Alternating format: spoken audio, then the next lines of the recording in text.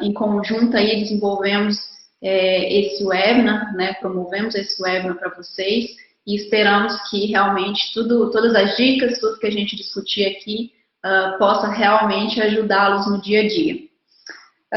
Então, apresentações, né, deixa eu apresentar aqui, nós temos hoje a participação do Aron. O Aron, ele é diretor executivo do Instituto Cirela e do Instituto CCP, e ele é membro dos conselhos do Instituto GESC, do Instituto Liberta, Instituto Jatobás, IBGC e Movimento Bem Maior. E nós também temos a presença do Rui Ramos, que é empreendedor social e CEO da E-Solidar. Vocês querem dar um oi, pessoal? Oi para todo mundo. Bom dia a todos. Bom dia, boa tarde para os portugueses aí e boa manhã para os brasileiros. Sim. Oi, tudo bom? Igualmente. Bom dia para o Brasil e boa tarde aí para o pessoal de Portugal. E é uma honra estar aqui hoje para debater este assunto, que realmente é um assunto muito importante para agora e também para o futuro. Perfeito. E eu agradeço, né, a participação dos dois, a disponibilidade de estar aqui nessa tarde e nessa manhã conversando conosco. E então vamos começar, né, porque como eu disse, é um assunto muito rico, eu acho que a gente vai ter aí uma hora muito interessante, né, debatendo esse assunto. E aí, para a gente, então, contextualizar, né, vamos falar um pouquinho do momento, né, que estamos vivendo. Em pouco mais de um mês de pandemia, as doações no Brasil superaram 3,24 bilhões de reais.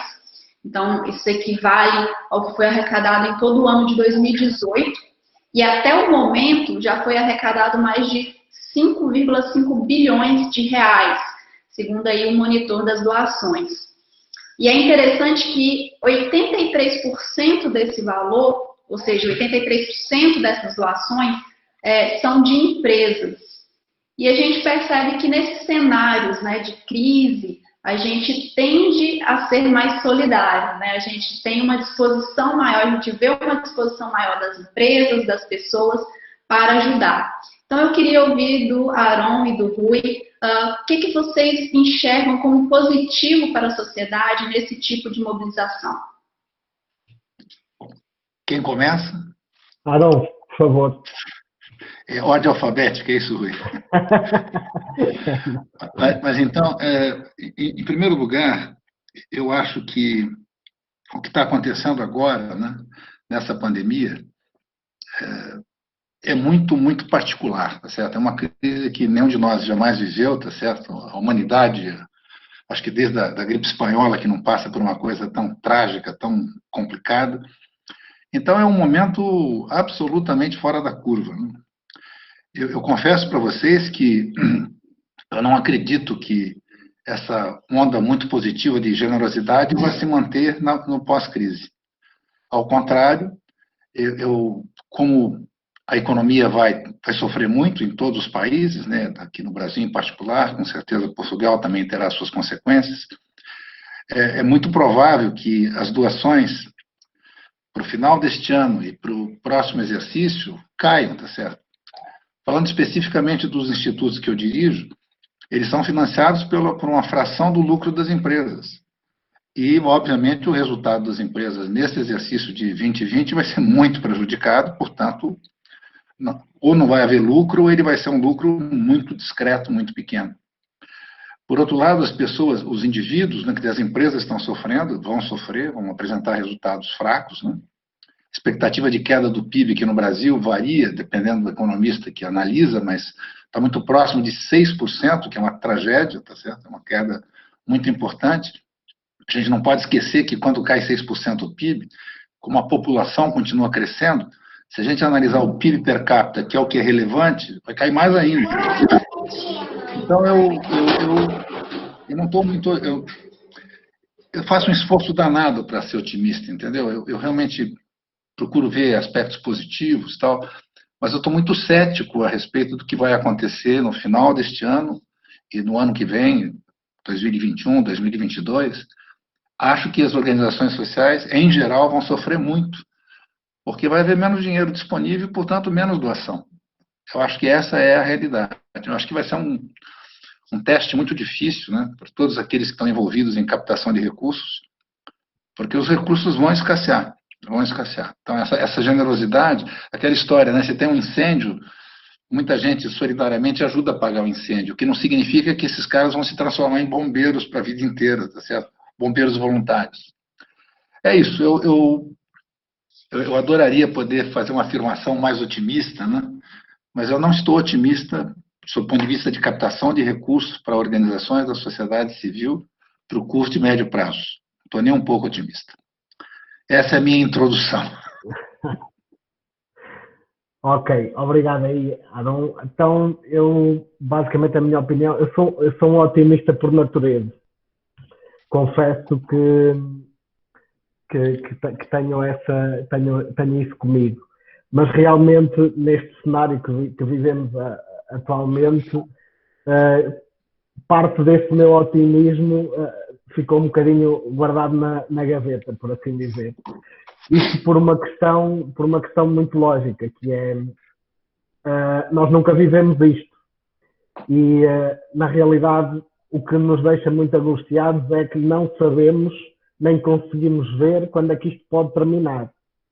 E viver nessa angústia faz com que seja difícil planear, com que seja difícil ser otimista e com que seja praticamente impossível, mesmo os melhores otimistas e os melhores planeadores, conseguirem prever como é que nos vamos comportar daqui para a frente e como é que vamos lidar com toda essa incerteza. No entanto, existe a outra face da moeda. Existem realmente setores que sofreram muito e que vão continuar a sofrer, mas há outros setores, inclusive, que se reinventaram e este momento serviu para saírem um pouco e encontrarem novos caminhos. Costuma-se dizer que uns choram, outros vendem lenços, não é? E há muita gente neste momento que consegue certamente tornar os seus negócios mais rentáveis e novos negócios estão a surgir, modifica toda esta parte do digital e outro tipo de negócios, entregas, pronto, uma série de coisas. Mas na realidade é que há muita incerteza. E o Aaron, eu concordo plenamente que a comparação com os bombeiros foi ótima. Não é? Neste momento as pessoas estão a doar porque existe uma calamidade, uma situação de emergência que precisa de uma ação agora e portanto todo mundo está a ajudar, mas isto vai baixar e vai baixar muito, não tenho dúvidas disso. Mas isto também traz-nos um outro cenário da responsabilidade social, nomeadamente nas empresas. Eu acho que as empresas vão começar a olhar muito mais para a sua responsabilidade interna, ou seja, elas vão começar a olhar mais pelos seus colaboradores, porque o que está a acontecer aqui em Portugal, por exemplo, é que num agregado familiar de 3 pessoas, um casal com um filho, por exemplo, há muitas situações em que um deles perdeu o emprego e o outro está a trabalhar, e as empresas vão tentar amenizar um pouco, no fundo, os problemas dos seus colaboradores. E vão olhar primeiro para dentro de portas e provavelmente depois para as organizações e para outros problemas mais abrangentes. E basicamente esta é a minha opinião. É certo que o dinheiro não desapareceu, os Estados Unidos estão aí a imprimir notas como nunca, a Europa vai começar agora a imprimir notas, não sabemos muito bem o que é que isto significa, não é? Mais comum dos mortais não entende isto, mas a realidade é que os recursos vão faltar e não vão chegar para todos. Isso é ponto assente. Portanto, é isso, o meu contributo para já. Maristela, deixa eu só fazer só um complemento, que o Rui apontou uma questão que eu não apontei. Deixa eu dizer uma coisa que pode ser positiva, mas, como sempre, eu mantenho um pouco de ceticismo a respeito disso, é que no começo desse ano, desde o ano passado, no começo desse ano, antes de que a pandemia se instalasse com tanta força, nos meios empresariais começou a se discutir muito as 3 letrinhas ESG, Environmental, Social Governance, ou Ambiental, Social e Governança. Ou seja, desde Davos, em que esse assunto foi abordado, as cartas do Larry Fink, enfim, vários documentos foram foram publicados afirmando que nós estamos numa transição de um capitalismo de shareholders, de acionistas, de donos, para um capitalismo de stakeholders, um capitalismo de todas as partes interessadas. E que as empresas que não se movimentarem nessa direção, de realmente ficarem muito preocupadas com seus impactos sociais e ambientais, vão ter muitas dificuldades no futuro de acesso a crédito, vão ter problemas reputacionais, vão perder talentos, enfim, vão sofrer com isso. E que essa preocupação com impactos sociais e ambientais passa a ser não uma moda passageira, mas sim uma tendência muito robusta que vai se instalar. Eu espero que isso seja verdade, mas, por outro lado, aquilo que eu afirmei antes é verdade. As empresas vão produzir resultados menores e vai faltar dinheiro. E a história de imprimir cédulas é uma coisa muito complicada, porque, normalmente, na impressão de cédulas vem junto a inflação. E a inflação sempre afeta os mais pobres, sempre. São os que mais sofrem quando a inflação sobe. Então, é um cenário realmente para pouco otimismo, para um otimismo muito discreto. Muito discreto, sim, é verdade. Aaron e Rui, o meu segundo questionamento seria um pouco voltado exatamente aos riscos, né, que a gente não enxerga nesse momento onde está tendo essa explosão de doações, né, esse momento que a gente acha que está interessante, que está tendo doações e tal. É claro que a gente sabe que essas doações estão sendo mais voltadas para a questão do Covid, a gente vai falar sobre isso também, mas além dessa questão de diminuir o investimento, quais os outros riscos, né, que a gente não está enxergando nesse momento e que vocês acreditam que pode vir a surgir no pós-pandemia? Bom, o risco mais óbvio para mim, né, é que é o desemprego que está sendo provocado, não só o desemprego desta situação particular, mas o desemprego estrutural que virá com isso, tá certo? Essa digitalização que foi muito acelerada, que já vinha uma tendência muito forte, né, uma tendência inevitável, mas eu acho que esse impulso fantástico que a digitalização está tendo nesse período, vai contribuir para a redução das posições de trabalho. Aqui no Brasil, eu acho que na Europa também, nos Estados Unidos, quer dizer, o emprego está explodindo, o desemprego está explodindo. Portanto, aquilo que nós, das organizações sociais, nos preocupamos, que é com a população em vulnerabilidade social, quer dizer, essa população vai crescer.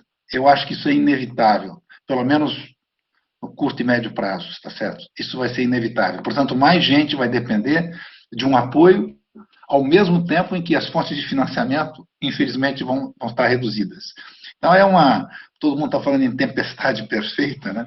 É uma tempestade terrível, com esses dois fatores, está certo? Aumento do público que vai precisar de ajuda e redução dos recursos financeiros para esse apoio. Eu acho que esse é um risco enorme que a gente vai enfrentar, já está enfrentando, está certo?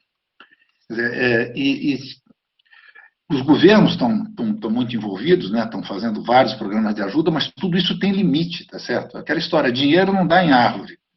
E quando você começa a imprimir dinheiro, você provoca um efeito indesejado, que é o efeito da inflação, que, de novo, vai castigar os mais pobres. Então, é um cenário de altíssima complexidade, e eu acho que todos nós vamos sofrer com isso. Claro que nem todos vão sofrer. Aquela história, né?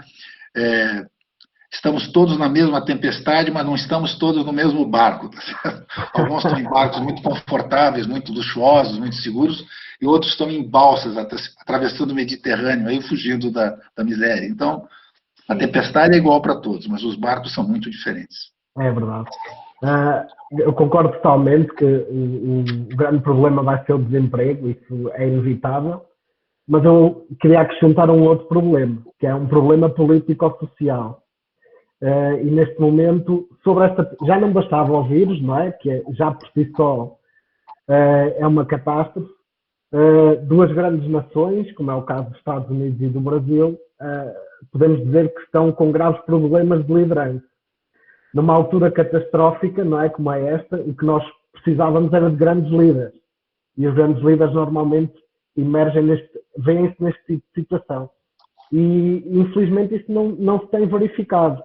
Os Estados Unidos estão praticamente numa guerra civil, como se pode ver, já não bastava o vírus, tem toda esta questão racial agora também que está a surgir, ameaça que os exércitos vão para a rua, uma série de coisas. Já não bastava o sofrimento das pessoas e todo o problema social, ainda temos 2 líderes que estão a colocar mais fogo na fogueira, mais lenha na fogueira, não é? E numa altura em que nós pedíamos que os governos e os líderes não se trovassem, eles estão a fazer o contrário, estão ainda a colocar-se mais na frente do problema e a agudizar o problema. Portanto, se não houver lideranças fortes e se esses problemas políticos e sociais não se forem resolvidos, diria que ainda vamos continuar a prolongar ainda mais este problema. Por isso, para mim, são essas 2 questões mesmo, a liderança e o emprego. Não é?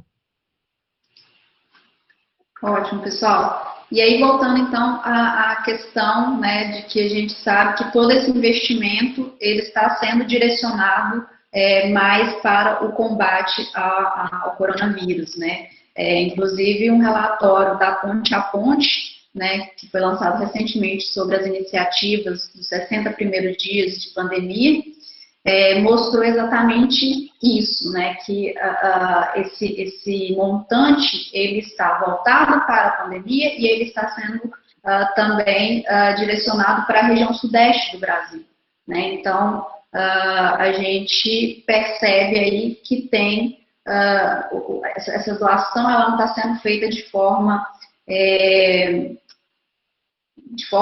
ela não está sendo heterogênea, né, vamos dizer assim.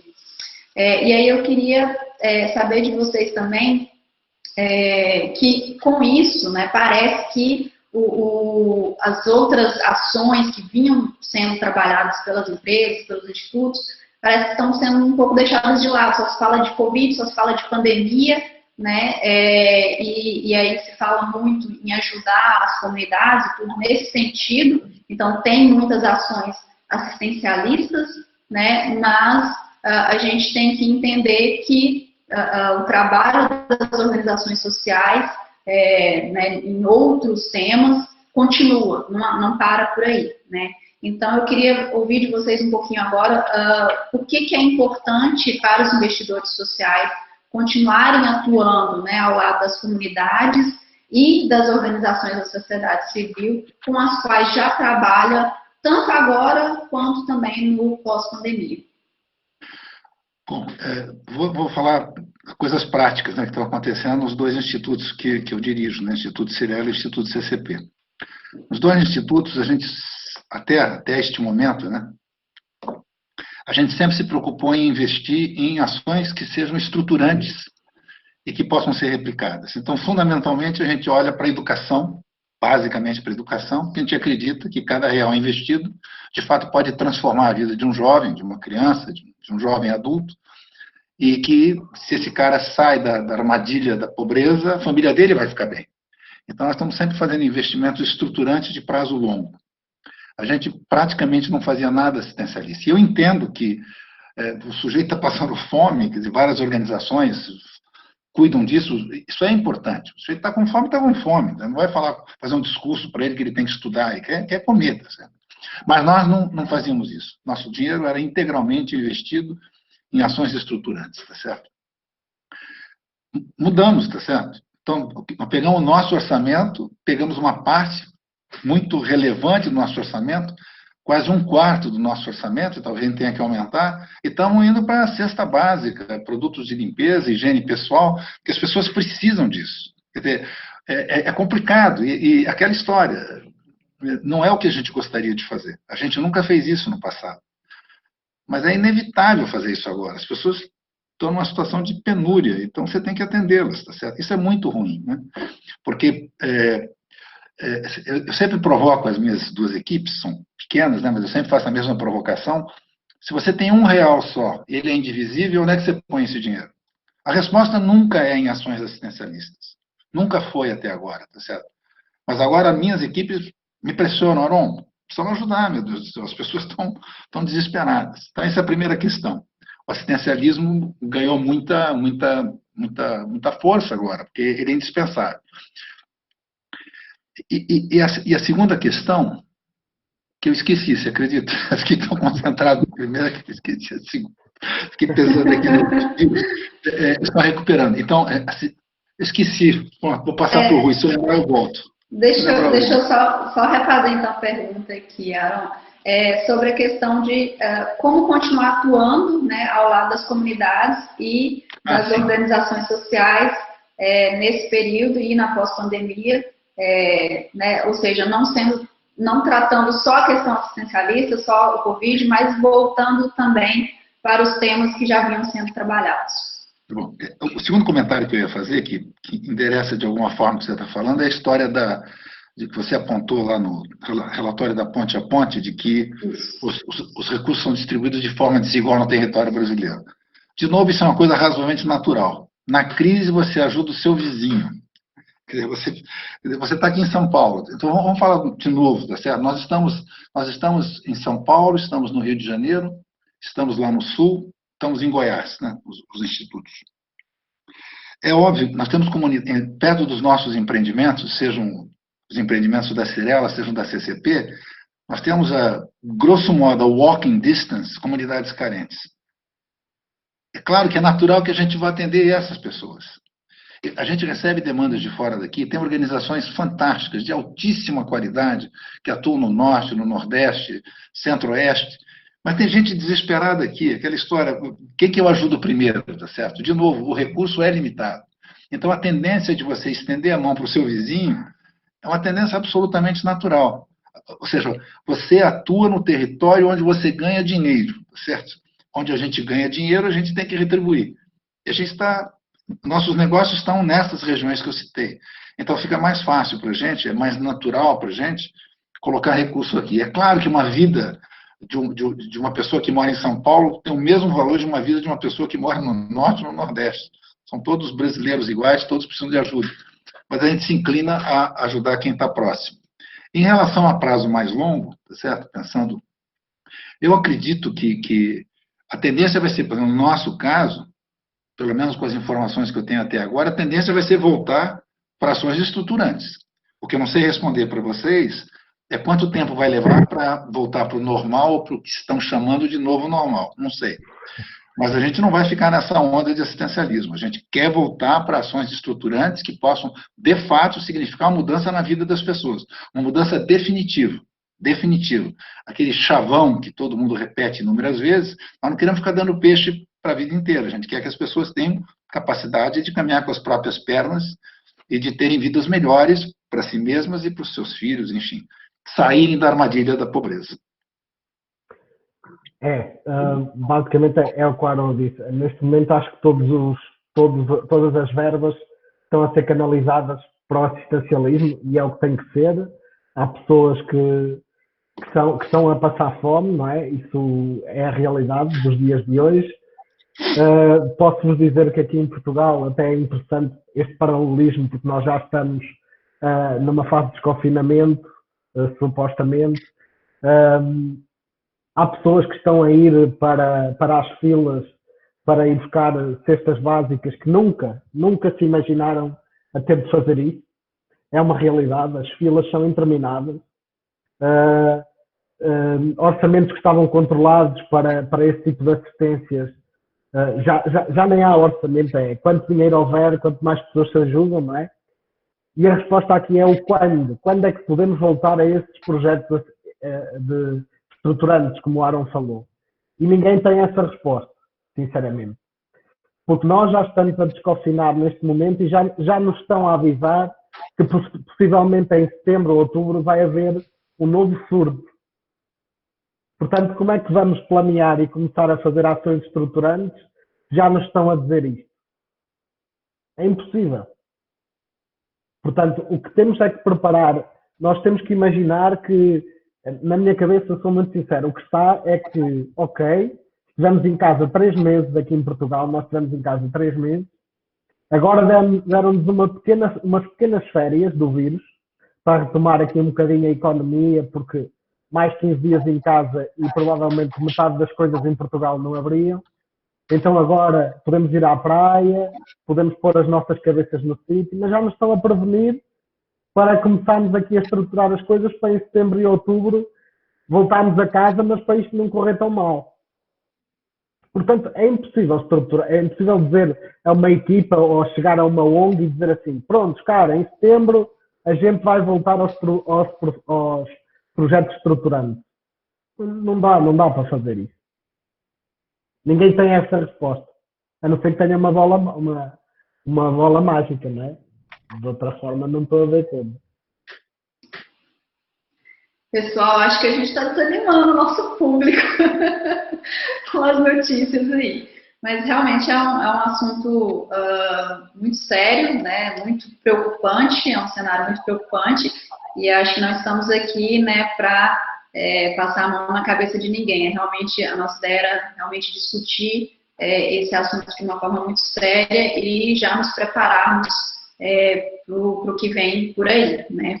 E aí, vocês acabaram passando por uma pergunta, né, que eu já ia fazer mesmo, que é justamente, né, pensando em questão de tendências, além dessa parte, né, de temas estruturantes, quais outros campos, né, a gente pode e deveria estar atuando após a pandemia, né? Então, quem ainda tiver recursos, quem ainda for fazer investimento social, quais os campos, o Brasil, Portugal, precisam ser trabalhados, precisam ser assistidos aí por esse investimento? Bom, essa pergunta eu achei muito boa, porque vai me permitir falar uma coisa que eu acho muito relevante para o futuro do campo social, certo?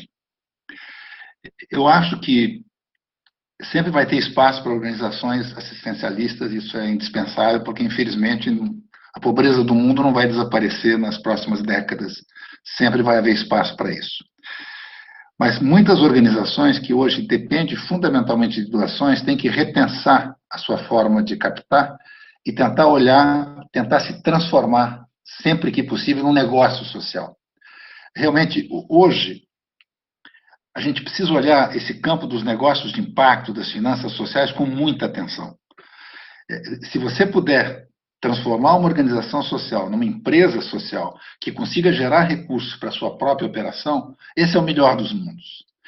Ou que, pelo menos, o seu orçamento não dependa só de doações, que ela tenha a capacidade de gerar recursos, tá certo? Então, esse modelo do Yunus, tá certo? Que é dos negócios sociais que a gente tem aqui no escritório no Brasil, imagino que vários escritórios do Yunus estejam na Europa, social business, né? Eu acho que isso vai ganhar muita relevância. O que eu tento fazer aqui no Brasil, eu tenho conversado muito com alguns filantropos que são muito generosos, inclusive o senhor Eli Horn, que é o principal acionista da Cirela, é um filantropo fantástico, doa 60% do que ganha, mas ele faz a filantropia tradicional. E eu tenho tentado convencê-lo a pegar, não mudar, não é mudar de filantropia só para investimento em negócios sociais, mas para dividir esse recurso de alguma forma.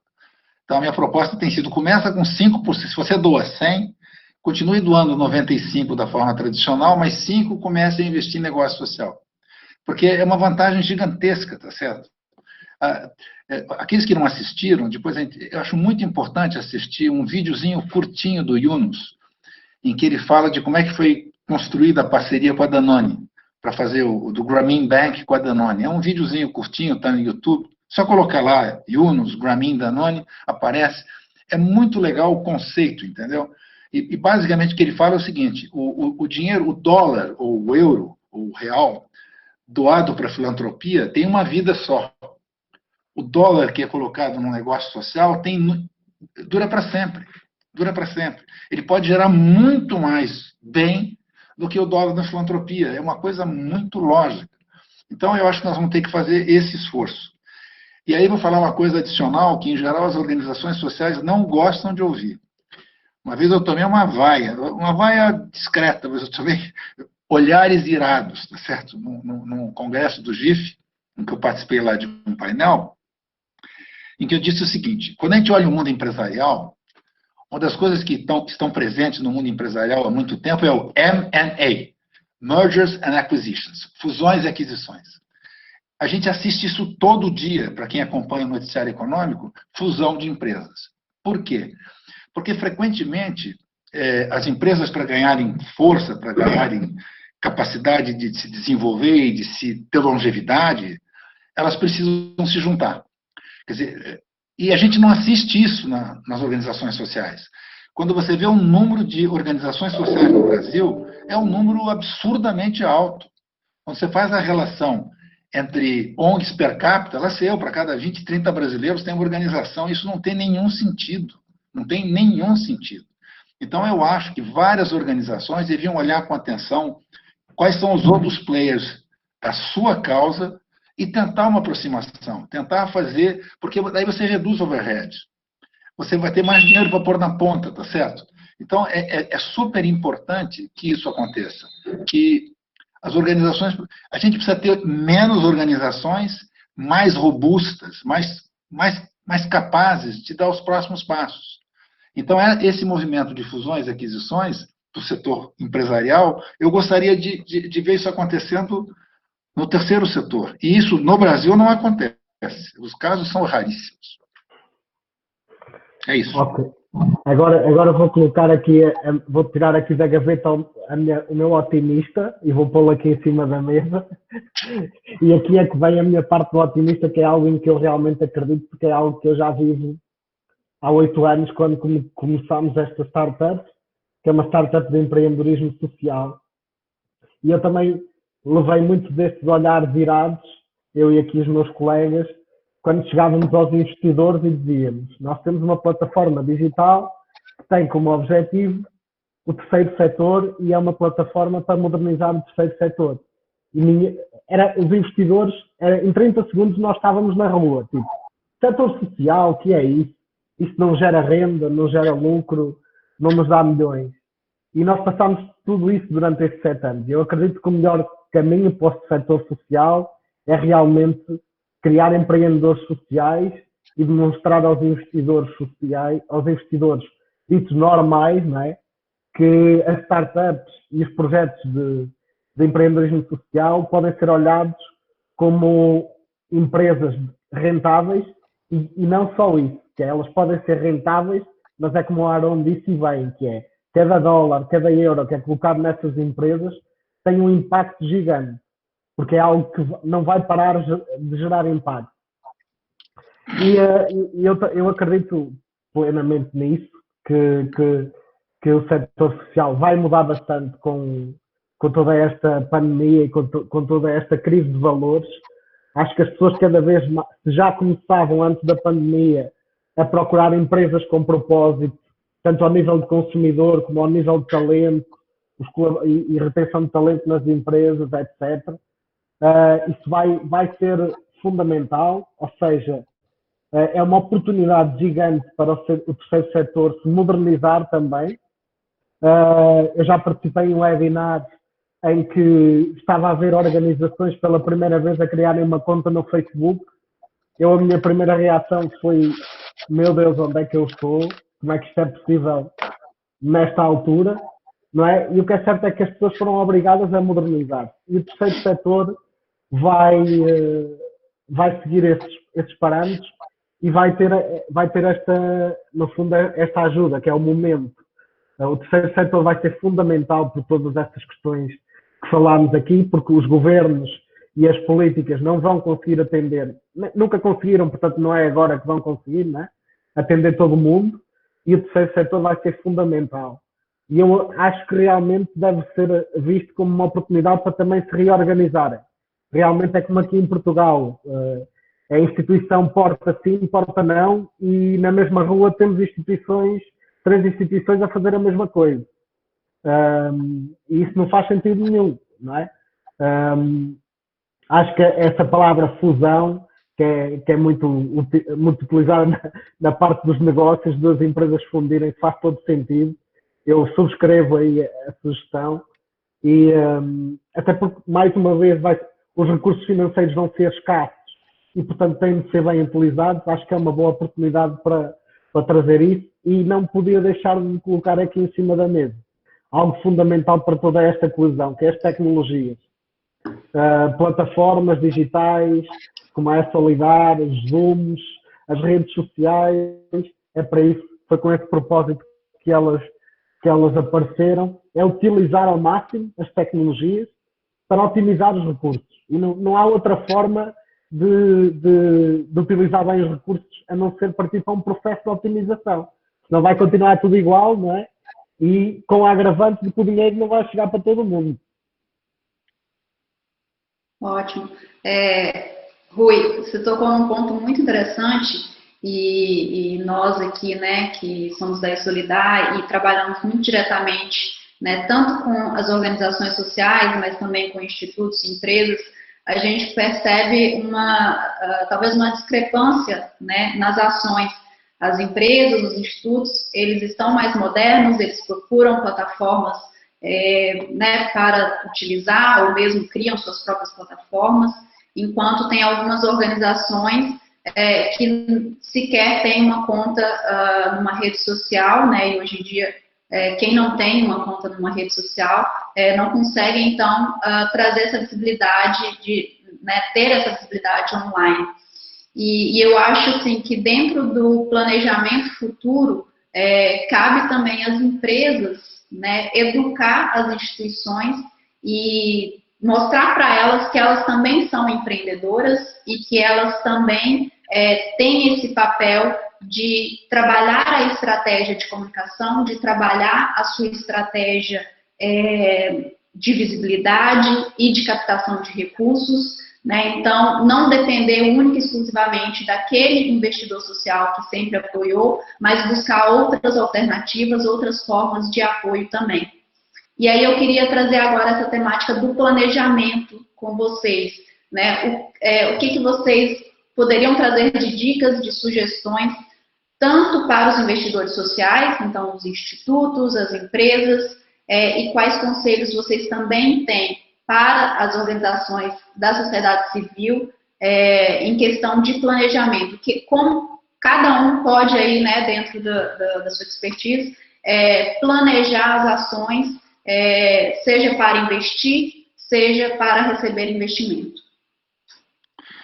Bom, um ponto que é absolutamente central, que uma parte importante das organizações, talvez a maioria absoluta delas, não tem uma pessoa, um indivíduo, se for maior a organização, um setor voltado exclusivo, profissional ligado à captação de recursos. Não tem, tá certo?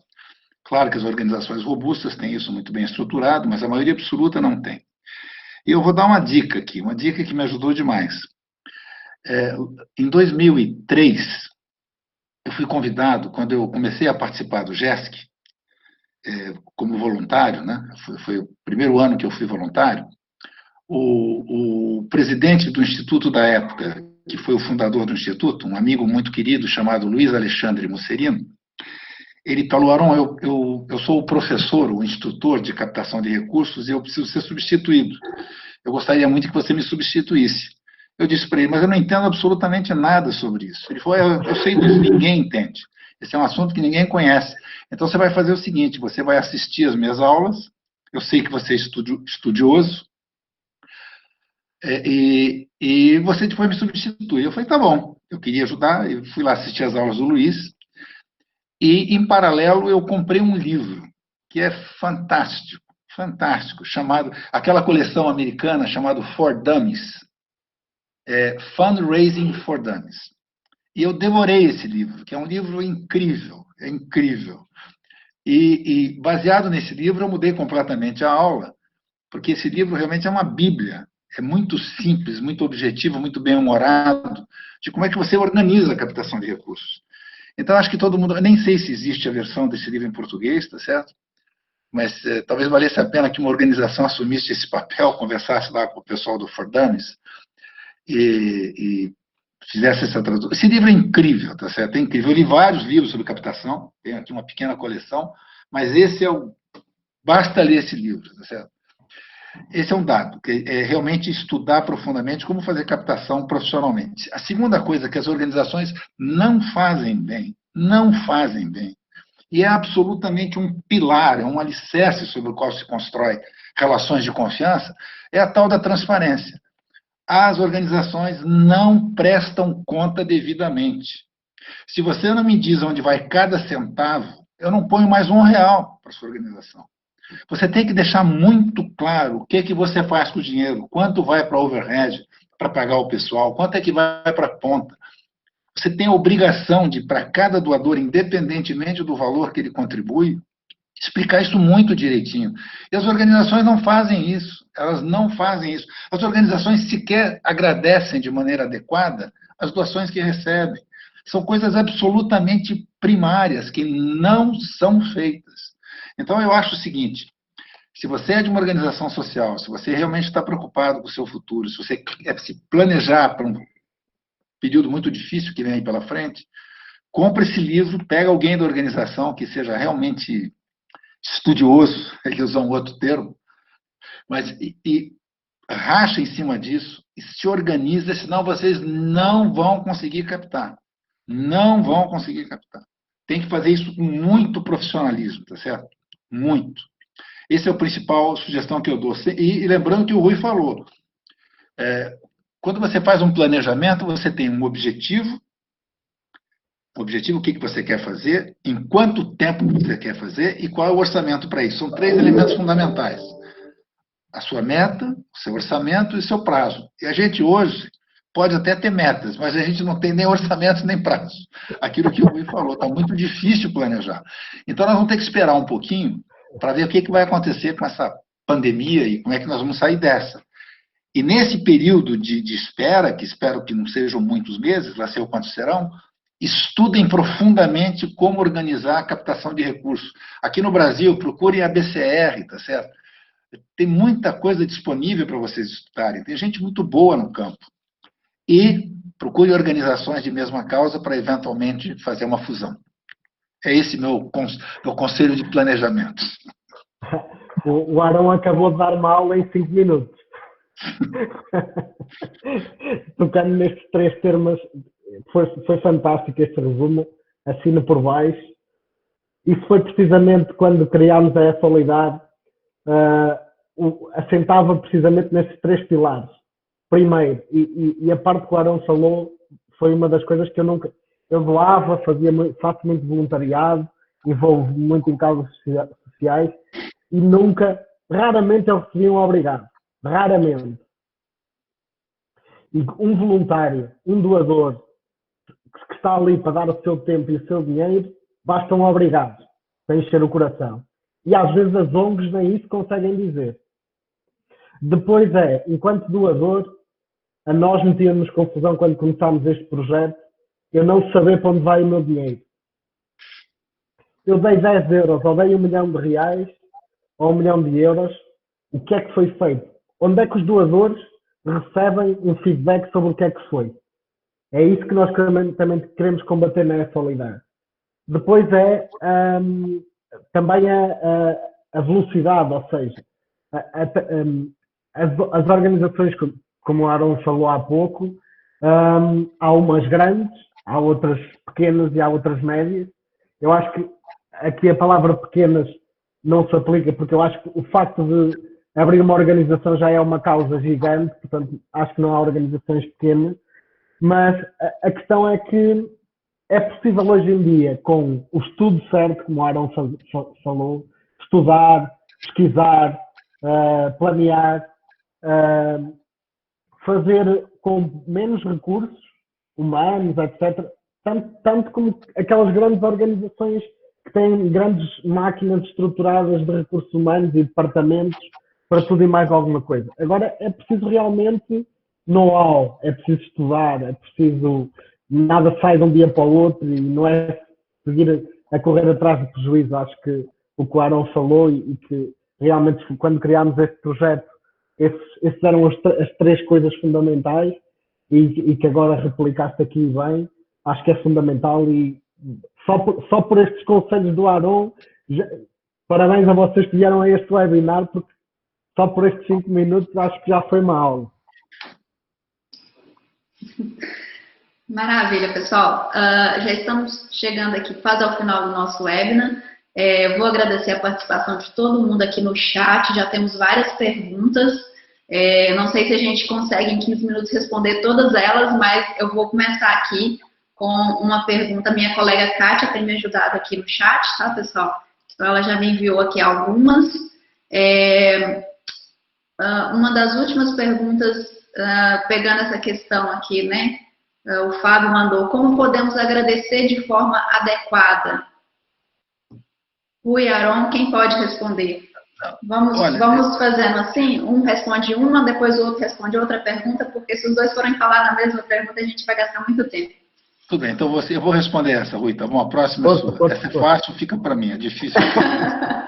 É o seguinte, nós precisamos entender o seguinte: quanto mais pessoal o agradecimento, mais forte ele é. Então, qual é a escala de pessoalidade, tá certo? De proximidade? Claro que, se você puder estar numa reunião física, estender a mão, dar um abraço e dizer muitíssimo obrigado, não interessa o valor do recurso, você contribuiu, a pessoa sentir esse calor do agradecimento sincero, é escala 1. Segundo passo, o que vem depois? É um telefonema, que as pessoas estão abandonando esse WhatsApp aí, fez as pessoas se afastarem, não se aproximarem. Facilita, mas eu sinto tanta falta de receber um telefonema de um amigo. Quando no aniversário, é gostoso um amigo ligar e falar: puxa vida, feliz aniversário. Não, vem um WhatsApp, feliz aniversário. Tá bom, melhor isso do que nada. Mas é muito menos caloroso do que um telefonema. A terceira coisa é uma carta. Às vezes, um e-mail pessoal, não um e-mail padrão, tá certo? Pode ser até que o corpo do e-mail seja padrão, mas o nome da pessoa tem que estar em destaque. E lá embaixo tem que estar um abraço. Ou seja, quanto mais o agradecimento tem que ser uma coisa pessoal, não pode ser uma coisa coletiva, entendeu? Muito obrigado, pessoal, pela ajuda. Essas coisas gerais são muito distantes, tem que ser pessoal. A pessoa tem que perceber, nem que seja por um e-mail personalizado. O corpo do e-mail pode ser o mesmo. Mas a pessoa tem que entender que foi para ele, entendeu? Não é um spam, mandou para um monte de gente a mesma coisa. Então, quanto mais próximo for o agradecimento, mais relevante ele vai ser, nessa escala. É simples. Dá trabalho? Claro que dá trabalho. Mais fácil você pegar um e-mail com cópia oculta, botar um monte de nomes e responder para todo mundo. Claro que dá trabalho. Mas eu garanto para vocês, um e-mail para uma única pessoa, endereçado a uma única pessoa, um agradecimento só para essa pessoa, tem muito mais valor. Dá trabalho, só isso. É simples a beça, mas dá trabalho. Só Boa! Tá certíssimo, Aron. É esse tipo de dica que a gente costuma dar também, de ser pessoal, de ser caloroso, né? Mais uma pergunta aqui do William Ribeiro. Pode uma empresa privada criar um serviço, negócio social, mesmo não sendo uma organização social? Conseguiria mobilizar recursos em torno de uma causa, serviço social, mesmo não sendo uma organização social? William, eu vou até já te fazer um convite aqui. Na próxima terça-feira, no dia 9, nós vamos ter um segundo webinar. Não vai ter parceria com o Instituto GES, infelizmente, mas nós vamos falar justamente sobre esse assunto, que é negócios com impacto social e propósito.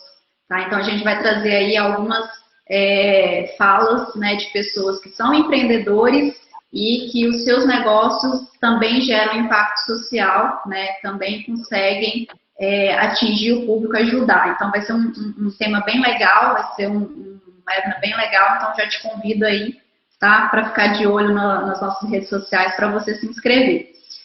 Rui, então, responde aí o William, ele pode ter uma empresa privada e criar um serviço, um negócio social?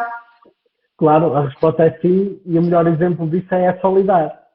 É uma sociedade anónima, é uma empresa com fins lucrativos, tem investidores, vários investidores, e tem uma coisa super poderosa, que é o poder da comunidade. Os nossos investidores e as ONGs registadas e as pessoas que doam estão nesta comunidade por causa do poder de mobilização. E, portanto, nós geramos receita, nós, como eu já disse, temos investidores e a resposta é muito clara. Uma startup de impacto social é uma empresa como outra empresa qualquer, com a mais-valia de que tem impacto social e, como o Aron já referiu aqui hoje, cada euro colocado numa empresa deste tipo tem uma repercussão gigantesca porque vai criar e vai replicar impacto. Portanto, nós queremos cada vez mais empresas privadas com impacto social. Ótimo. Aaron, como você respondeu uma muito fácil, agora eu vou te passar uma pergunta mais difícil. Da Beatriz Ribeiro, foi uma das primeiras a enviar perguntas aqui para a gente. Ela mandou a seguinte: como as organizações da sociedade civil e as empresas podem construir juntos essa nova realidade de capitalismo de shareholders? Como isso pode ser oportunidade para o investimento social para acudir o aumento do público vulnerável? Bom, se eu tivesse uma fórmula simples para isso, eu acho que eu ia ganhar um prêmio Nobel. Fazer essa mudança do capitalismo, né? Sair do capitalismo de shareholders para o capitalismo de stakeholders. Né? É o seguinte, aí eu vou entrar com o meu lado otimista, viu, Rui? Não é só você que tem um lado otimista. Eu vou entrar com um pequeno lado otimista que eu tento administrar, tá certo?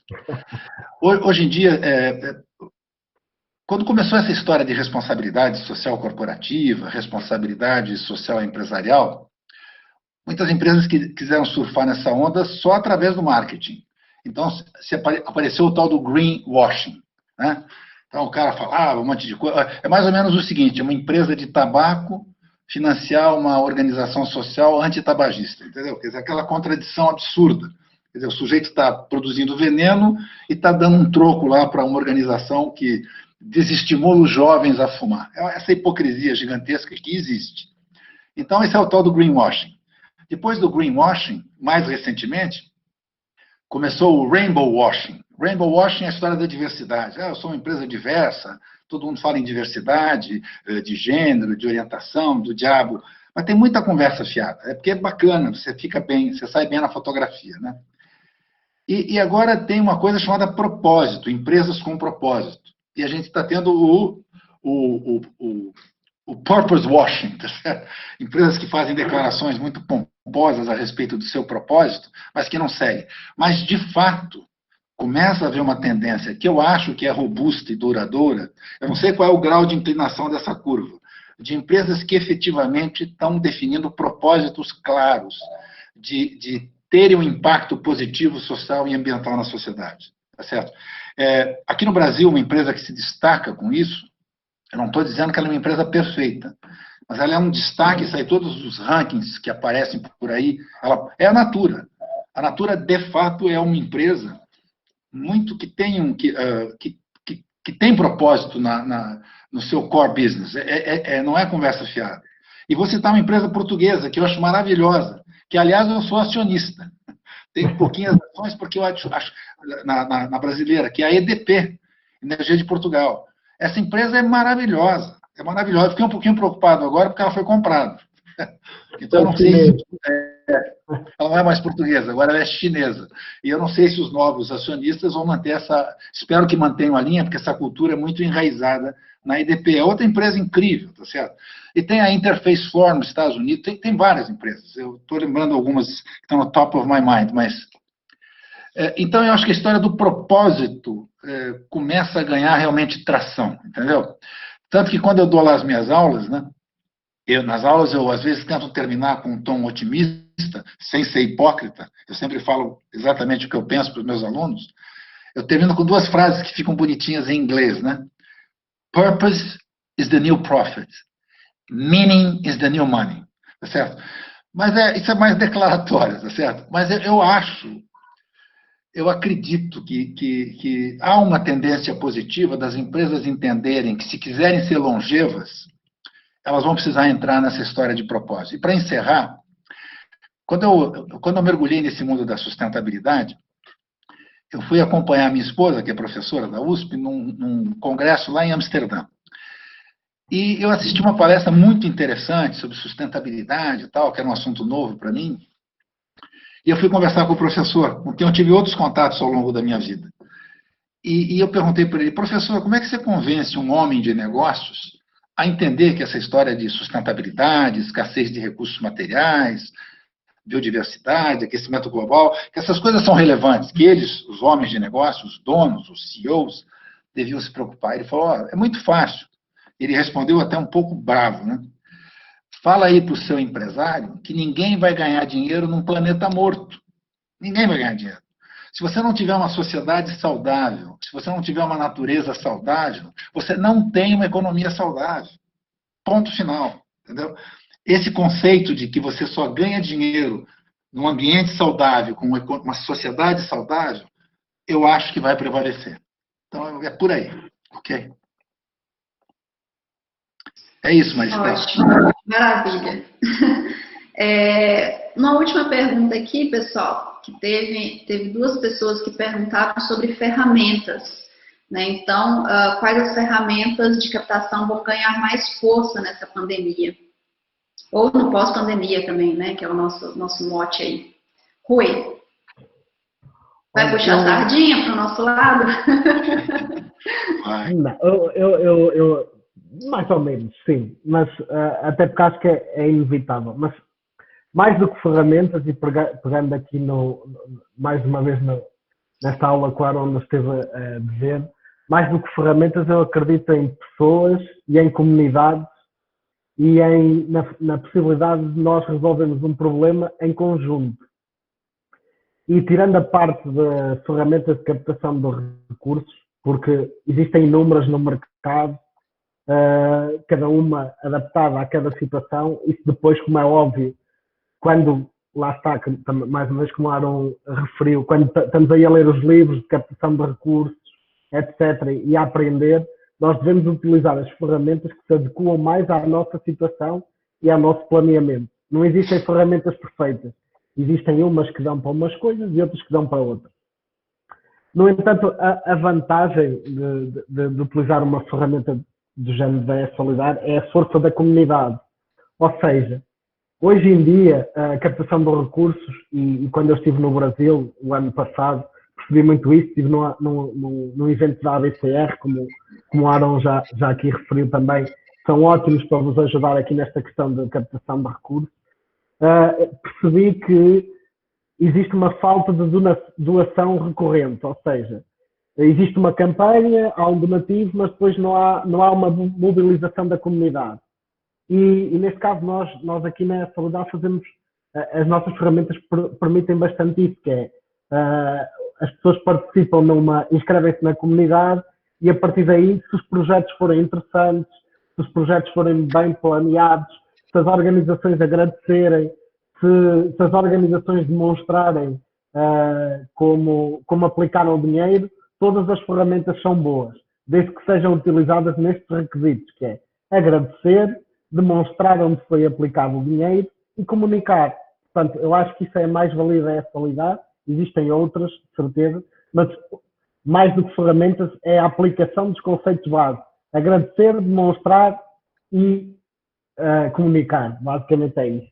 De resto, as ferramentas estão aqui para ajudar, mas nada do resto, tudo o resto é inevitável de fazer e são três coisas muito básicas.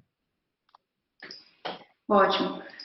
Pessoal, nós chegamos a 1 hora de webinar, né, a gente diz aí para todo mundo que, né, quiser já sair e tudo mais, a gente já finalizou o webinar. Eu quero agradecer ao Rui, ao Aaron, a parceria com o Instituto GESC, mas quem puder ficar mais alguns minutinhos, eu queria fazer uma última pergunta, porque o Aaron trouxe aí a questão da EDP, né? E uma das minhas perguntas era justamente sobre esse cenário, né, que algumas instituições, aliás, alguns institutos e algumas empresas atuaram durante a pandemia, estão atuando, né? Elas trouxeram os esforços para dentro de casa. Então, a EDP, por exemplo, lançou o edital EDP Solidária Covid-19.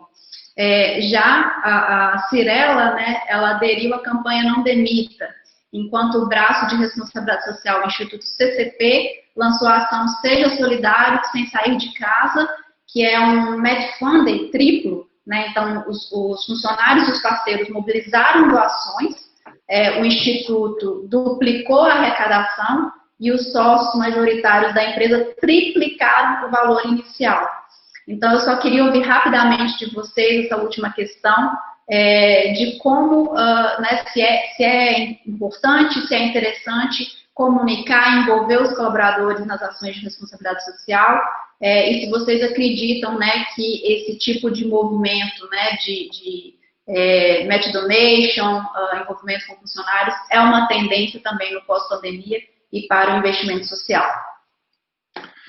Bom, eu vou responder primeiro, Rui. É o seguinte, quando você trabalha numa empresa, o nome da empresa passa a ser o seu sobrenome, né? Quando eu atendo o telefone, eu não falo é o Aron Zilberman, eu falo é o Aron da Cyrela.